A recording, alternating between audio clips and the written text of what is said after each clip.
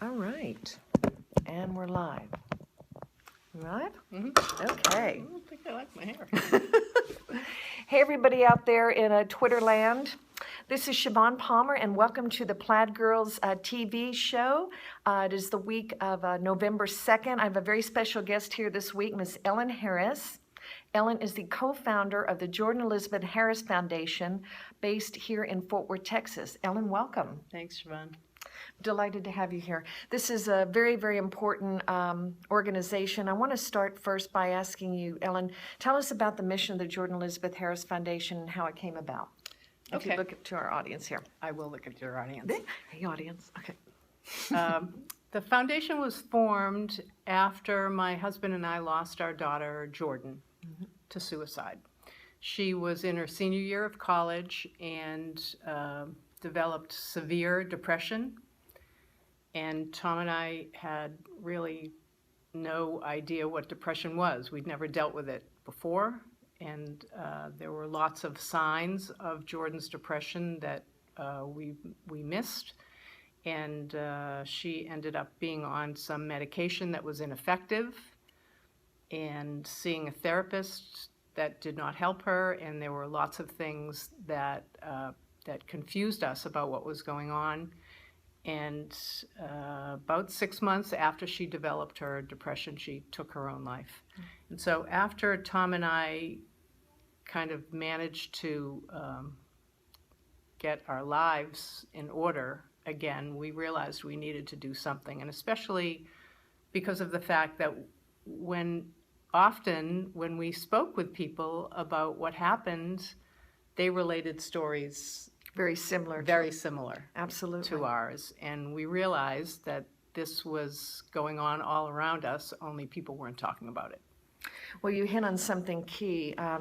This is very personal to me as well, because I do have a family member with depression, and because of the stigma associated with mental illness, you and I have shared many times, we have to push through that stigma, because if somebody else is diagnosed with a physiological illness like mental illness is, you know, there's media to help, people want to rally around, but because you're talking about the brain, there is maybe some embarrassment on the person who's going through it, or the family members even. Right. Yeah. And that's a big part of our mission, is trying to chip away at that huge mountain of stigma, because the stigma then also causes people not to seek treatment. Absolutely, which is a tragedy in and of itself. Exactly. Yeah.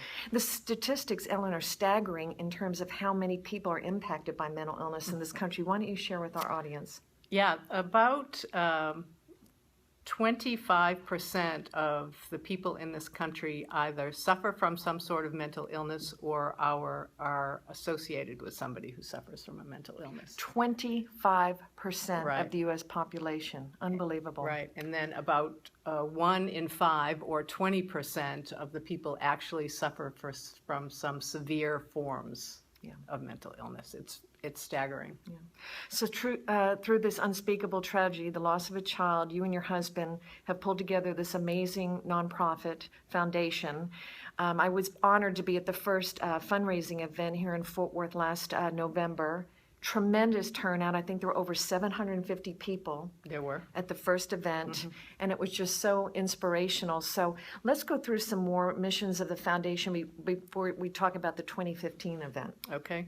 Well, the grants that we've given out so far have gone to provide funds for research on depression, as well as to form, in collaboration with MHMR of Tarrant County, a new position, a young woman whose job is titled Director of Suicide Awareness and Education.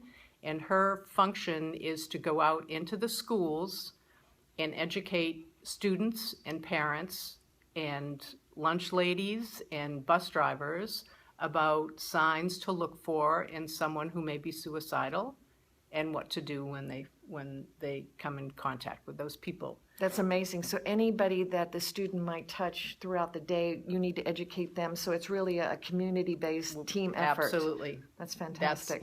That's the way it becomes effective. And then the research grant that we gave out went last year to UT Southwestern, Dr. Lisa Monteggia, who's at UT Southwestern Medical Center, who's working on a fast-acting antidepressant and dealing with signal pathways in the brain and how a particular drug affects the pathways and the neuron circuitry and all kinds of scientific things that I don't really know about. But the reason that we decided to give that money to Dr. Monteggia was because Jordan was on medication for 6 weeks and it was ineffective. And that is one of the biggest tragedies of prescribing medication. It's all trial and error. There isn't science behind it. Right. Everybody's biology is different, how they respond. Right, right. And so this year, actually, our research dollars are going to the UT Southwestern Center for Depression Research. And one of their big programs is to try to locate biomarkers in people so that their treatment becomes more personalized. Beautiful. So the medication that they are prescribed is specifically for the type of depression that they're suffering, as opposed to depression in general, and hoping, that whatever it is they've been prescribed is going to be effective. Yeah, this makes total sense, because if you're working with a heart patient, for instance, you're not going to give heart patient A the same as you might heart patient B. We're all made up of different chemicals. Our bodies respond differently to medication. And I think the fact that this scientist is working on a fast-acting antidepressant is going to be groundbreaking in terms of treatment of mental illness. Agree. Also, another thing, I think you and I are both in agreement, particularly as women, when you're dealing with people that are mentally ill or have depression, you have to treat the whole human being. You can't just throw medication at a person who's got depression. What else do you think is critical to their recovery and quality of life? Well, I think a lot of it is to understand what the triggers are. Yeah. So depression goes away eventually. And there are some things that can help it. For example, exercise or knowing, exercise is critical, but knowing what is happening in your life that triggers that depression, knowing that in advance can then help the depression become less severe than it might be otherwise. Absolutely, yeah. Again, going back to a physiological illness, you feel like you might be having some symptoms of diabetes or heart. You want to be proactive so that you can kind of nip it in the bud or, minimize. Right. So you're in the second year here of this amazing foundation work, and let's talk about this gala that's coming up on November 12th at the Will Rogers Memorial Center in Fort Worth, Texas. Right. It's a luncheon, November 12th, from 12 to 1, and one of our main jobs is to make sure that everybody gets out of there at 1 o'clock. Yes, so respect for people's time. Respect for people's time, as we did last year. It went exactly from 12 to 1. There is no charge. Parking is free. We want people to come and bring the conversation about mental illness and suicide to light. Absolutely. That's the tagline, bring the conversation to light. We want people to come and share their stories, be willing to discuss their conditions, and also to learn from our speakers. Our keynote speaker this year is a man named Eric Hipple. He is a former NFL quarterback who lost his son to suicide back in 2000. And he's associated with the University of Michigan Depression Center, and he represents them and speaks to groups all over the country, and he's just going to share. He also suffers from depression and has suffered from depression for a long time, and he's going to share with us about his experiences with the loss of his son and how he deals with his own depression. Yeah. And then we'll have Julie Hirsch, who was actually our keynote speaker last year. She's an amazing lady. Who is wonderful, who tried to take her own life 3 times and thankfully was not successful with that, and shared last year her story. And this year she'll talk to us about the UT Southwestern Center for Depression Research, because her particular family foundation just gave that was huge. Right, a very substantial grant to launch that program. And then we'll also have Mark Ware, who is the director of the Crisis Center at MHMR, of Tarrant County come and speak a little bit about what they do here locally. Right. Right.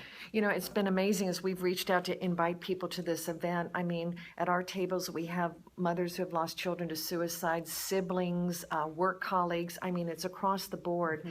And this really could be called an epidemic, you know, and we need to face it as a country because, you know, people that are depressed, I mean, it's one of the hardest illnesses, I think, to deal with because you're dealing with your brain, which is essentially the soul of who you are as a person. Right. So talk about how people is there still room for the event on November 12th? There is, yeah. Okay. The room accommodates 1,200 people, and at this point we have 850. Let's go for it. Yeah. Let's fill it up on November 12th.